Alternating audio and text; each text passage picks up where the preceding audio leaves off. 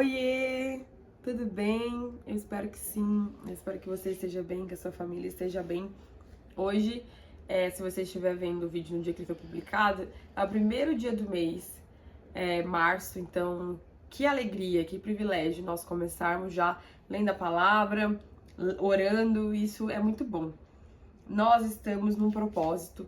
Então, hoje é o 20º dia desse propósito, da leitura do Evangelho de João. Então nós vamos ler o capítulo 20. E sim, tá acabando, porque João tem 21 capítulos. E a proposta eram 21 dias de oração e leitura da palavra. Então a gente já tá chegando ao fim, praticamente. Amanhã, domingo, vai ser o último dia. Antes da gente começar, nós vamos orar. Feche teus olhos e te convido a orar comigo, tá bom? Paizinho, muito obrigada, meu Deus, porque é o Senhor mesmo quem tem nos sustentado para permanecermos juntos nesse propósito. Eu quero te agradecer, meu Deus, por tantas palavras e ensinamentos que o Senhor nos deu nessa jornada que nós trilhamos juntos.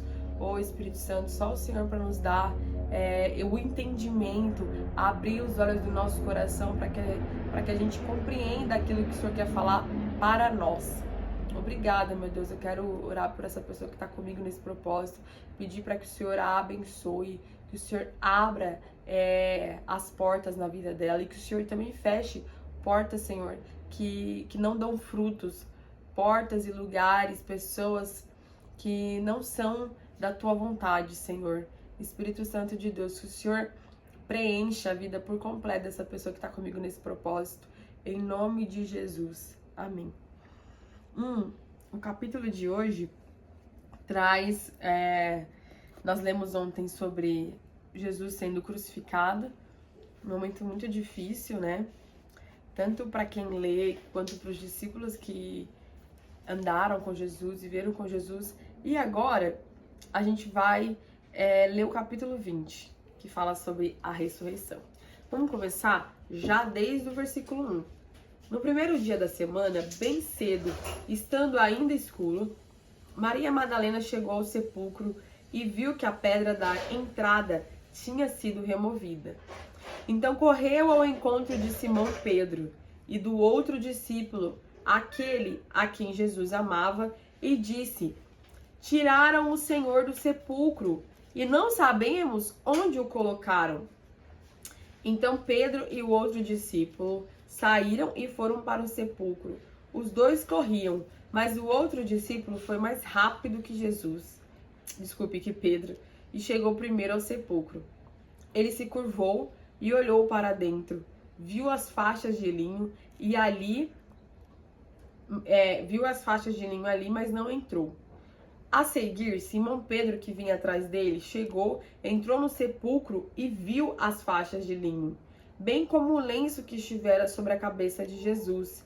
Ele estava dobrado à parte, separado das faixas de linho. Depois, o outro discípulo, que chegara primeiro ao sepulcro, também entrou. Ele viu e creu. Eles ainda não haviam compreendido que, conforme a Escritura, era necessário que Jesus ressuscitasse dos mortos. Versículo 10. Os discípulos voltaram para casa. Maria, porém, ficou à entrada do sepulcro chorando.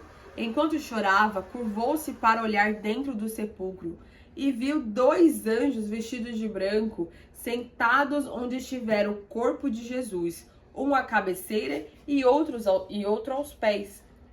Eles lhe perguntaram: Mulher, por que é que você está chorando? Ela respondeu: Levaram embora o meu Senhor, e não sei onde o puseram. Nisso, ela se voltou e viu Jesus ali em pé, mas não o reconheceu.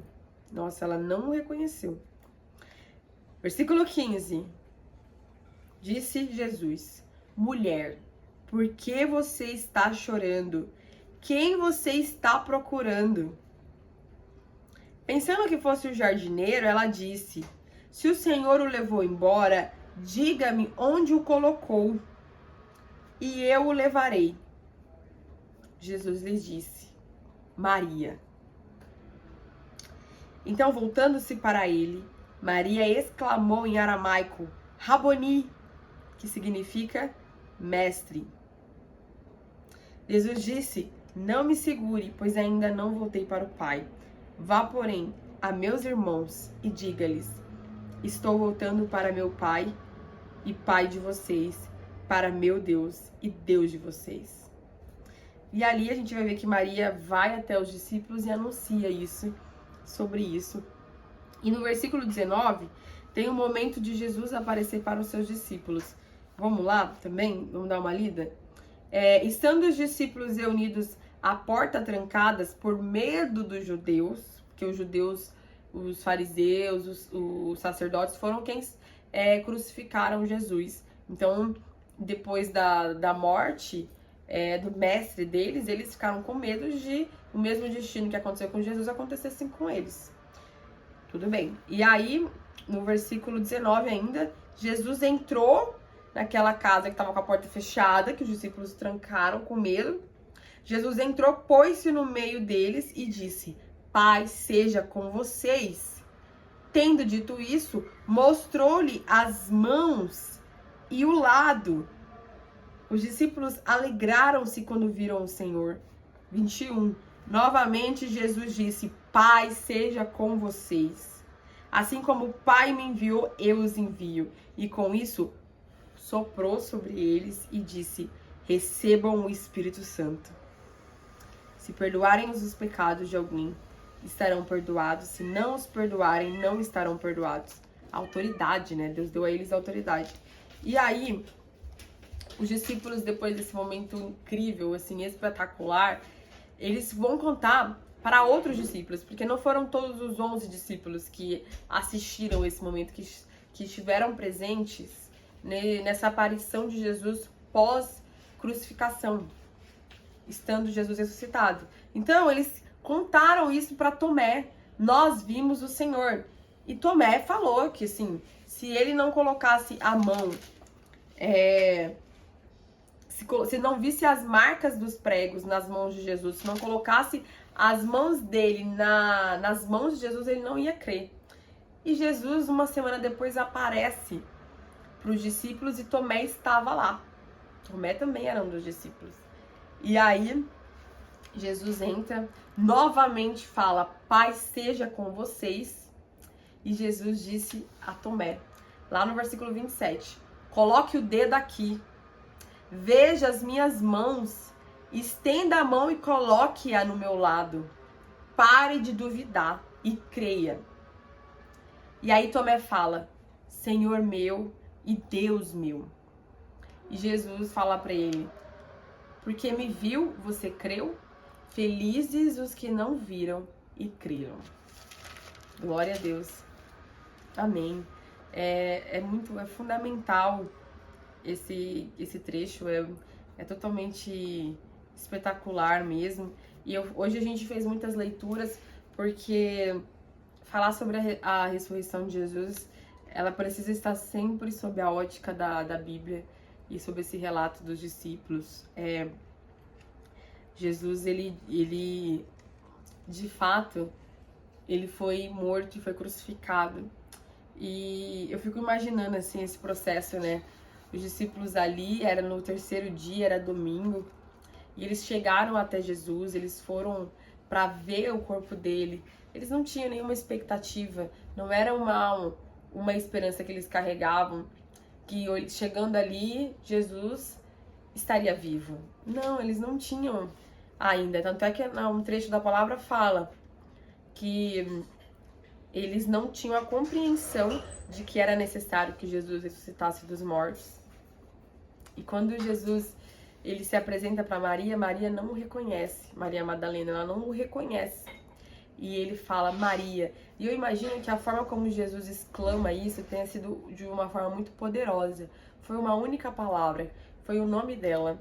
Mas vocês lembram quando Jesus falou que as minhas ovelhas, elas ouvem a minha voz e elas entendem, elas compreendem, e Jesus a chama pelo nome? Nós lemos isso no livro de João, acho que no capítulo 13, 10, acho que foi no capítulo 10. E nós estudamos isso, Jesus falando: eu conheço as minhas ovelhas e minhas ovelhas me conhecem. Então, quando Jesus falou para Maria, ele falou o nome dela. E imediatamente ela identificou que aquele lá era Jesus. Só que ela viu ele com certeza glorificado. E ela falou, mestre, Raboni. Então, Jesus ressuscitado pode ser um Jesus que vai muito além, é muito distante da imagem que você tem de Jesus. Ele na manjedoura, ele como um menino, sabe? Ele ali crucificado. Porque hoje é essa imagem que muitas vezes, são essas as imagens muitas vezes pulverizadas sobre Jesus, compartilhadas. E não, Jesus ele tá vivo, ele tá glorificado, poderoso. Ele carrega sobre ele o nome que está acima de todo nome, de qualquer autoridade, de qualquer pessoa. Ele é a autoridade máxima. Então, quando a gente se relacionar com esse Jesus, ore com confiança de que esse Jesus é o Jesus poderoso, é aquele que venceu a morte, é aquele que está preparando lugar para nós, que carrega a vida nele. Lá no final do capítulo, no final do capítulo 21, desculpe, no capítulo 20, João escreve assim, ó: foram escritos muitos milagres a respeito de Jesus, mas todos, nem todos foram, a gente conseguiu escrever, porque foram inúmeros, centenas de milhares. E ele fala assim, ó: todos que foram escritos são para que vocês creiam que Jesus é o Cristo, o Filho de Deus, e crendo tenham a vida em seu nome.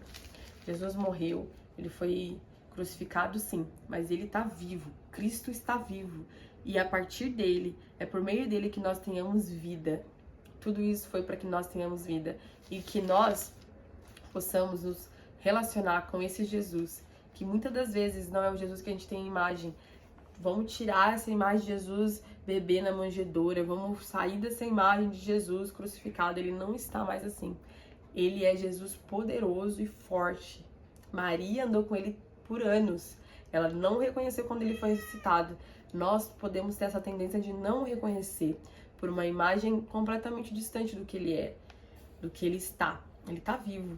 Então, que isso te encoraje na sua oração, no seu propósito. Ele vivo está. E sobre ele, todo joelho se dobrará. Tudo, a nossa doença, os nossos medos, tudo, porque ele é rei. Então, essa palavra que eu quero deixar para você. Reconheça o Jesus ressuscitado, o Jesus poderoso.